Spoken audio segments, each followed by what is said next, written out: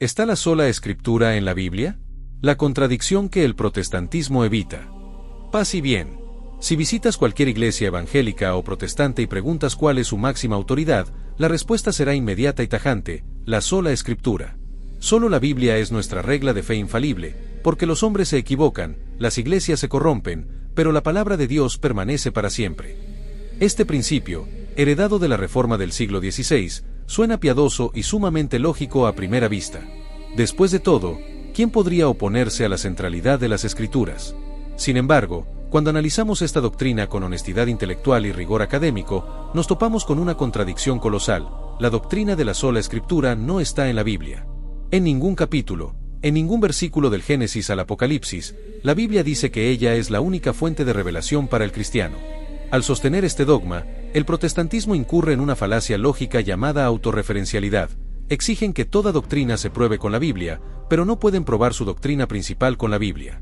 Hoy vamos a abrir las páginas del Nuevo Testamento en su griego original, acudiremos a la historia primitiva y demostraremos que la Biblia exige la existencia de la tradición y del magisterio para poder ser entendida. Bienvenidos a Defensa Fidei. Desarmando el versículo bandera, 2 de Timoteo 3:16.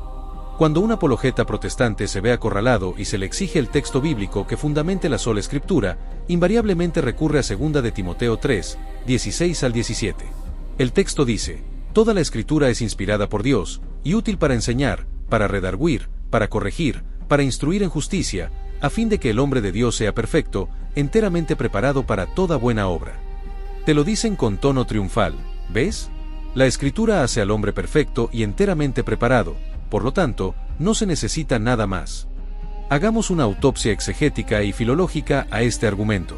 Primero, analicemos el griego original. La palabra que se traduce como útil es pelimos. San Pablo dice que la Escritura es pelimos, útil, provechosa, benéfica. Jamás utiliza la palabra autarx, que significa suficiente por sí misma. El agua es útil para vivir, pero no es suficiente para vivir, también necesitas alimento y oxígeno. Segundo, miren el contexto histórico. Cuando Pablo le escribe esto a Timoteo, alrededor del año 65 después de Cristo, el Nuevo Testamento aún no se había terminado de escribir, y mucho menos se había compilado. El Apocalipsis y el Evangelio de Juan ni siquiera existían. La escritura a la que Pablo se refiere en ese versículo es, principalmente, el Antiguo Testamento.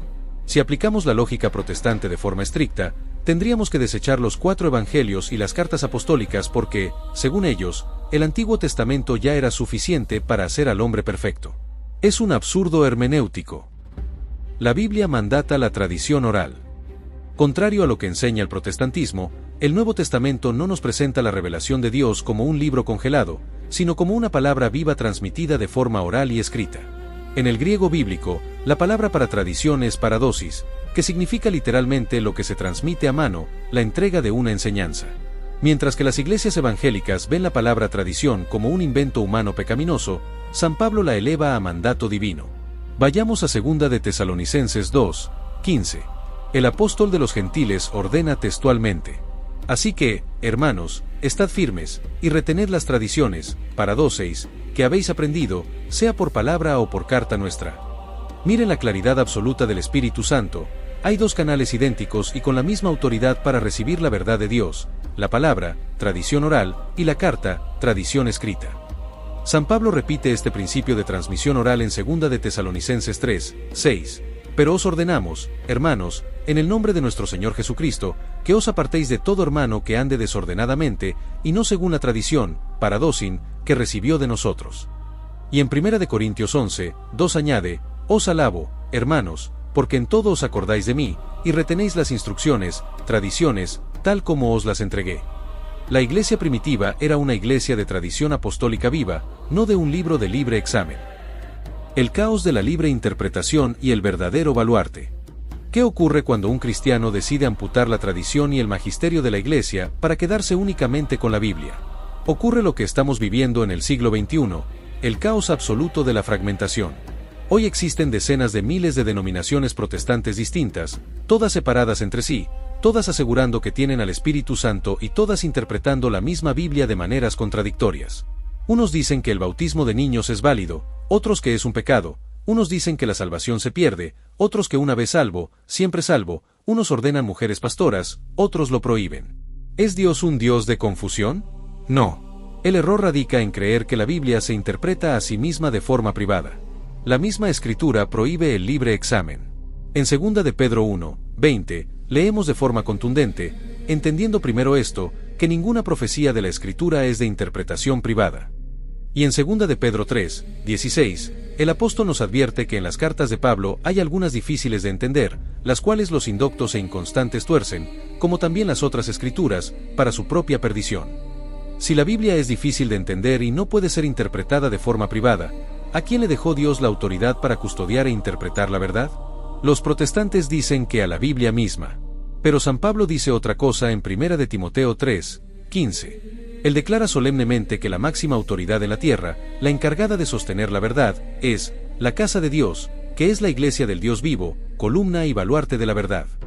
El baluarte no es el papel ni la tinta, es la iglesia visible y apostólica fundada por Jesucristo. El testimonio patrístico y el canon de la Biblia. Como demostramos en nuestro análisis anterior, el argumento de la sola escritura sufre un colapso total cuando se confronta con la historia del canon. Si la Biblia fuera la única autoridad, ¿dónde dice la Biblia cuántos libros la componen? Ningún escritor bíblico dejó un catálogo inspirado. Fue la Iglesia Católica, a través de la tradición y del magisterio de los obispos en los concilios de Roma, 382, Hipona, 393, y Cartago, 397, la que discernió qué libros eran inspirados por Dios y cuáles eran apócrifos. Por lo tanto, históricamente, la autoridad de la Iglesia es anterior y fundante a la autoridad del canon. No puedes confiar en el Nuevo Testamento sin confiar en el criterio de la Iglesia que lo recopiló. Los padres de la Iglesia primitiva, siglos antes de la Reforma, ya explicaban que la Escritura solo puede leerse correctamente dentro de la Iglesia Católica. El gran teólogo San Agustín de Hipona, escribiendo en el año 397 en su obra contra la Epístola de Maniqueo, pronunció una frase lapidaria que resume este misterio: por mi parte, no creería en el Evangelio si no me moviera a ello la autoridad de la Iglesia Católica. San Agustín entendía perfectamente que la Biblia es el libro de la Iglesia, y no la Iglesia el producto de un libro. ¿Cuál es la gran conclusión y la hermosa enseñanza que debemos atesorar hoy? Rechazar la sola Escritura no significa, bajo ningún concepto, restarle valor a las Sagradas Escrituras. Para nosotros los católicos, la Biblia es la palabra inerrante de Dios, inspirada por el Espíritu Santo, venerada en cada altar y leída con reverencia en cada misa. Pero la amamos de la forma en que Dios nos la entregó, no como un manual aislado para que cada individuo juegue a ser su propio papa, sino como una joya sagrada engarzada dentro de la tradición viva de los apóstoles y custodiada por el magisterio de la Iglesia. La Biblia es la partitura escrita, pero la Iglesia, guiada por el Espíritu Santo, es la orquesta que la hace sonar en perfecta armonía desde hace 2000 años. Cuando abrazas la Escritura junto con la tradición y el magisterio, dejas atrás el desierto de la división personal y entras en la maravillosa seguridad de la fe apostólica, sabiendo que estás leyendo el texto sagrado exactamente igual a como lo leían los mártires en las catacumbas. Hermanos, mantengámonos firmes en la totalidad de la revelación. Muchas gracias por acompañarnos en este profundo análisis de nuestra fe. Si este video ha traído luz a tu vida y te ha dado bases sólidas para dialogar en la verdad, suscríbete, déjanos tu me gusta y comparte. Paz y bien. Nos vemos en la próxima entrega de Defensa Fidei.